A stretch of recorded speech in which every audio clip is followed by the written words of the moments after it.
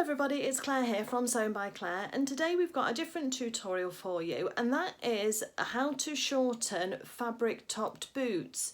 I did this recently to a pair I'd got as they kept falling down. They're about 1 inch too big across my knee, and then I posted it in a couple of places and people kept saying I want to know how to do that. So you're not going to believe this, but my friend then contacted me and said that she wants to do exactly the same to her boots but take them down to ankle length.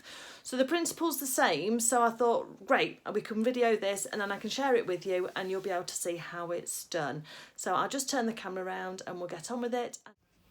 Okay, so we've got the boots here. You can see that they are normally full length, and then my friend Alexis has just tried these on, and this is the level to which she wants to take those down. Obviously when I was doing mine, I just took 1 inch off the top here, but on these ones we're actually going to be taking them down to this level. But the top is still going to be finished exactly the same way. So try your boots on, mark down exactly to where you want your finished height to be, because then we're going to then measure to give us a seam allowance, and then we're going to take it from there. So that's the first step. And then what I'm going to do now is mark up from this pinned line, obviously make sure it's even by measuring down from the top, and then mark a seam allowance, and then we'll be ready to cut those off, and I'll show you what we do next. Okay, so what we've done first is we've just put a row of pins around at the finished top height that we want to have. And then I've looked at the existing hem on the fabric because that's the best equivalent to use, and that's at 1/2 inch, and so we're going to use the same inch measurement as that. So I'm now going to measure up from, well, we've measured down from this top bit here to make sure this is all going to be even. So the original measurement to the finished length is 9 inches, and we're going to have 1/2 inch hem on it, so I'm going to put another row of pins that we're then going to cut at the 8.5 point, and that just makes sure then that we remember what our finished height is going to be and what we want our cutting edge to be, to allow for that seam allowance to turn over and give us the same edge as we've got at the top. Okay, so once you've got all of your pins in, you can see my 2 rows there, and I keep the 2 rows in just so that it reminds me that one's my cutting line and the other is the top line. If you just leave one line and you get distracted away from your project, you might actually forget whether that's your cutting line or not, so it's easy to forget. So that's the way that I make sure I remember that. The next thing then to do is to be brave, and then and measure twice, make sure that you've got it exactly where you want it to be, because once you've cut it off we can't put it back on again, or not neatly anyway. And then we're just going to start from the top, and then we're going to snip down the back seam here to our cutting pins, which is this first one, and then choose which side of the pin you're going to cut on, and then do the same for all of those pins. So I'm going to cut over the top of these pins, and I'm going to do that for all of these. So just take it nice and steady. I'm just going through one layer. Don't do both layers at once because you have less control that way.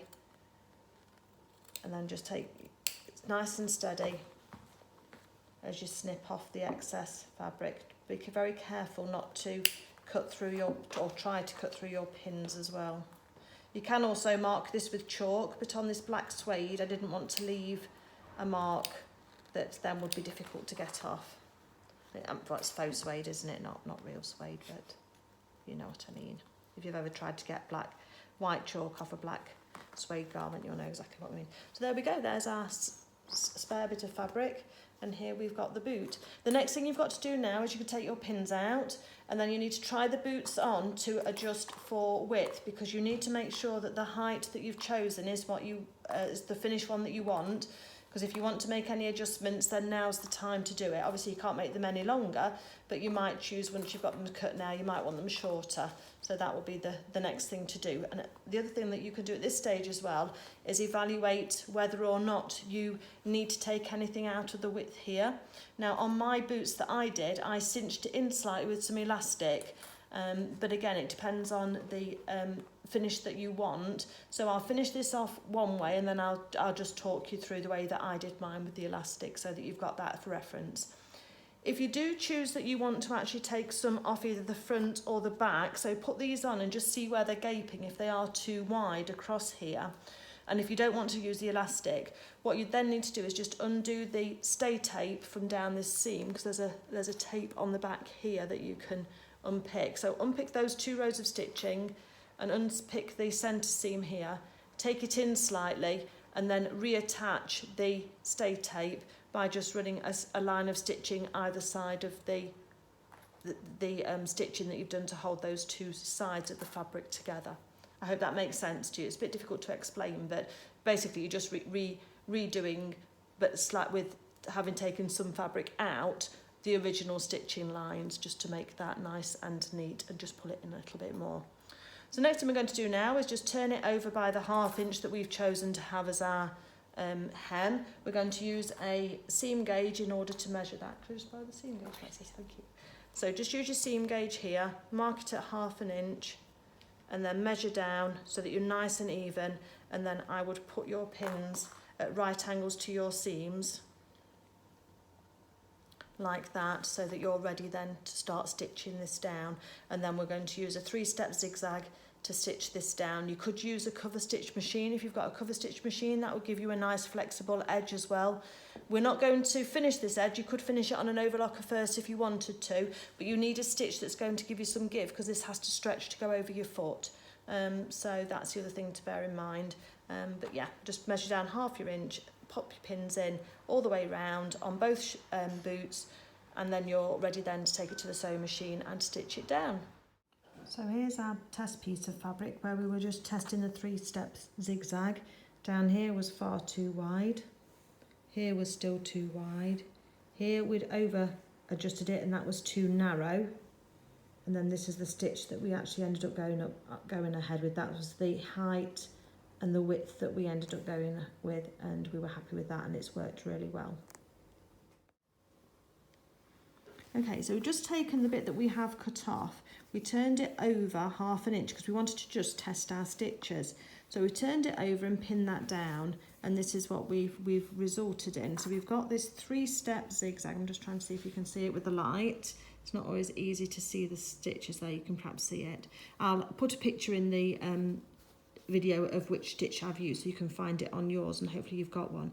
We've mimicked, we've got this little roll edge on the top there, and there's our stitches showing through there. Black on black is really difficult to show you, but that's what it's done. And we've used a walking foot on our machine as well. If you've not got one of those, it's a fabulous tool for your sewing. Really helps manage thicker fabrics and fabrics that are slippery, and of course this is slightly slippery on the inside with that sheen. And then you've got the faux suede, which sometimes gets gripped by the presser foot. You can try putting invisible tape underneath or washi tape underneath the foot in order that that the metal of the presser foot doesn't try to grab onto this fabric. Or you can also, if you've got one, you can use a Teflon foot as well, which you use for leather and vinyl sometimes, and that will also help you work.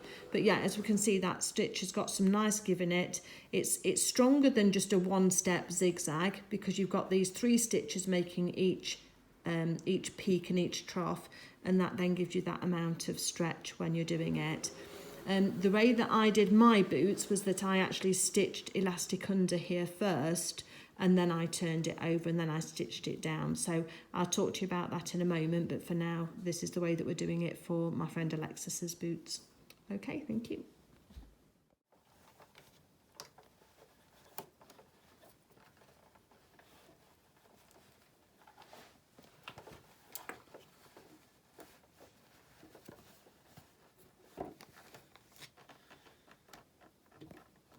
So just line the top of the boot up with the edge of your presser foot, so it gives you a straight line to work to. You can lower your foot down, and you can put your needle in your work in order to hold everything in place.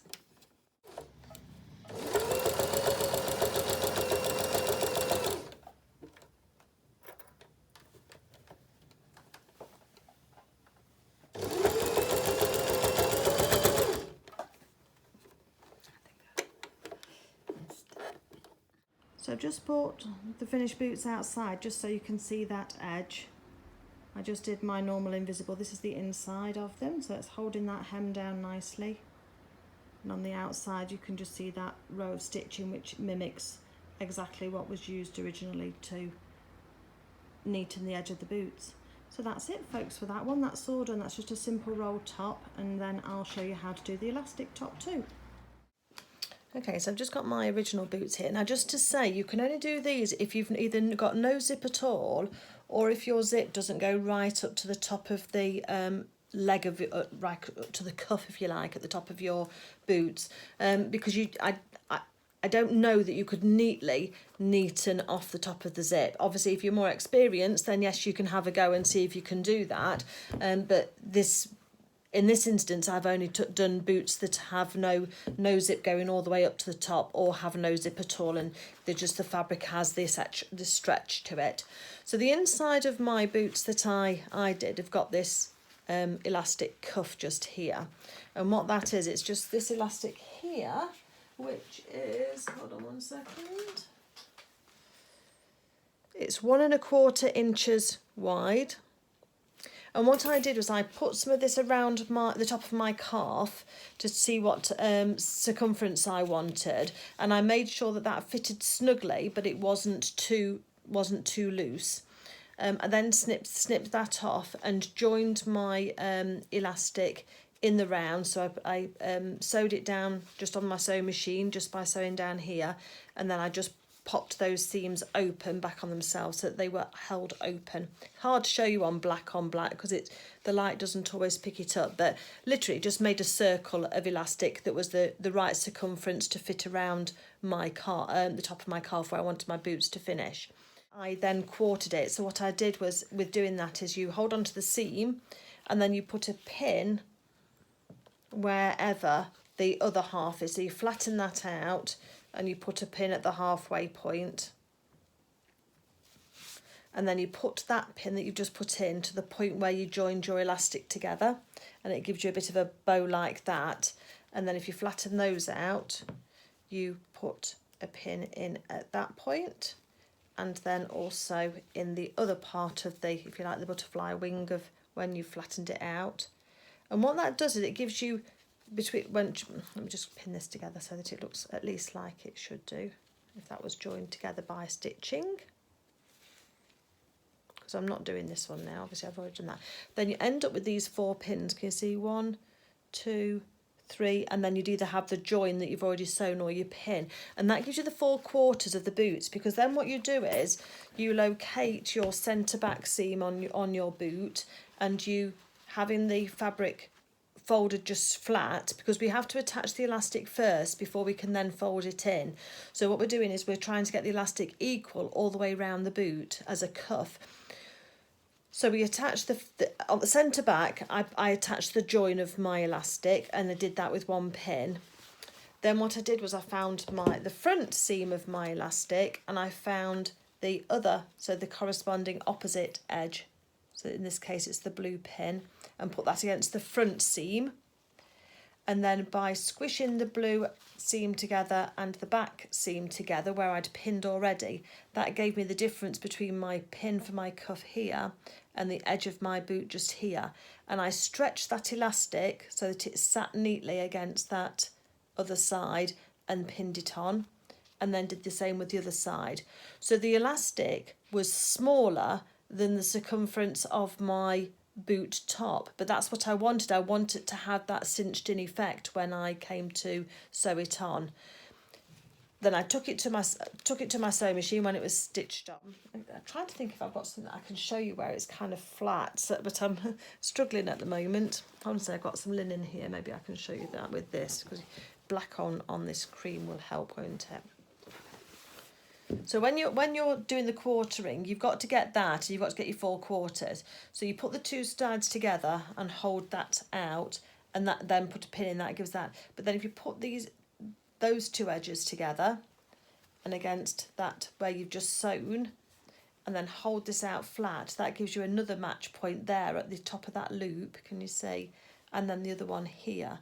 So when you're attaching your elastic, if I just pin this on, just as an example, this obviously isn't a boot top, but black and black and black is just so difficult to demonstrate, honestly.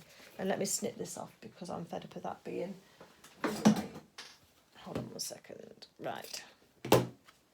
So that's our cuff of our elastic, the same circumference. This is our join where we joined our elastic together, and these are our pins marking the 1/4 points.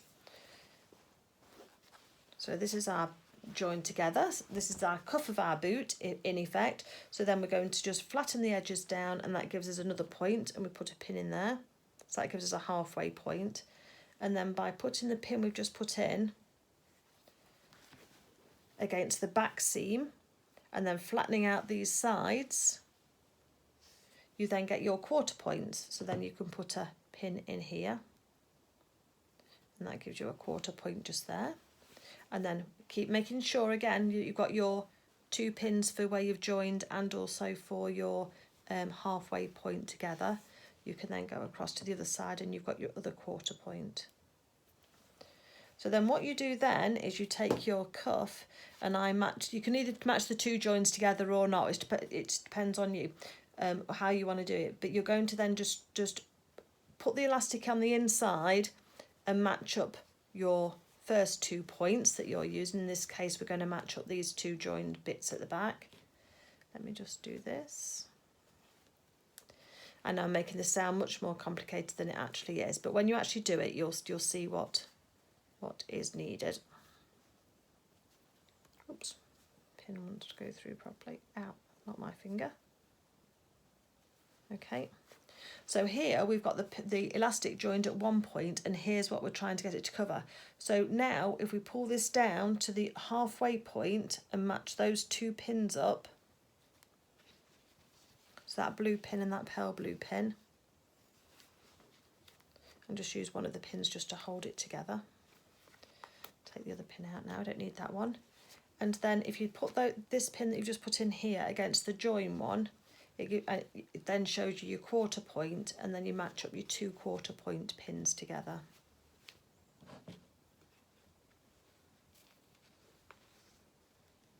So now we've got, so you can see now that the black of the elastic is much shorter than the elastic here. Obviously this is exaggerated because it's not a real boot, but again you can just see. So here again we're going to find our quarter point on our pin on our elastic and match it against the quarter point pin on our boot top, and put a pin in there to hold that together. So that's what we end up with. So there's the cuff of the boot, and sorry, the cuff of the elastic that we want to fit for the circumference of our calf, and this is the excess at the top of the boot.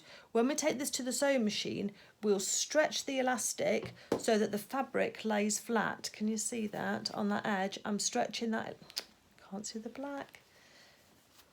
So I'm stretching the elastic so that the boot fabric lies flat. And if you've got it there, you can put a pin in the middle again. All the time you're just trying to evenly distribute the fullness, if you like, so you end up with another pin like that. But when you sew it, you're going to pull it out flat like that by just putting some tension front and back, and you do that all the way around, so that when you release the elastic, the fabric is cinched in against the elastic with it. And that's where you'd use your 3-step zigzag first off. So on here I only let's just put a pin just there. So there's my elastic. I just overlapped the fabric by about that amount, which is about 1 centimetre. So I overlapped this so that I had about 1 centimetre at the back. Claire, you're making this so complicated, and it isn't. Right, okay. You don't want to you've got to be even when you're going round. So you've got to only take 1 centimetre of your boot top onto your elastic first off. So go around now, and your pins that you've got, just rearrange them so that at the 4 points you've got 1 centimetre of boot behind your elastic. Then when you stretch it, that's going to be even all the way around. And then when you sew it, like you saw us sew the other one, we're just going to stretch the elastic onto the boot first off. Okay, and the elastic wants to be on the wrong side of your boot, because I had to sew it first. I opened it out and then I had the elastic wrong side over the top of my elastic first, because then when I folded it over, So once we've done this sewing, so this is the inside, then we're going to fold it over like that, so it gives us a little cuff, and then we're going to then sew it back down again over where we've already sewn it, and that's what gives you your little cuff top. This is inside out, isn't it, in effect? Yeah. So that's how I did it, and then I folded it that way.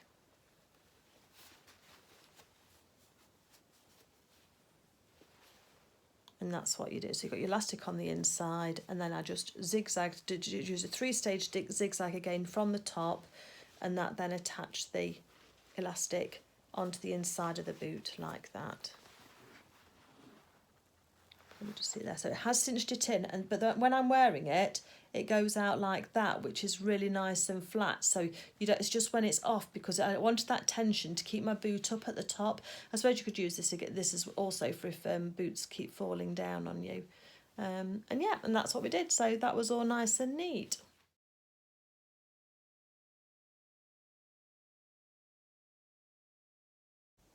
So I just wanted to apologise for the rough nature of this. I literally have just grabbed these shots and this video whilst my friend was here and we were doing her boots. So it's not as polished as I'd like to be. My hair's not washed, no makeup on, but you know, I thought that really actually you wanted to see how to do it rather than you were bothered about what I was looking like. So that's the way it is.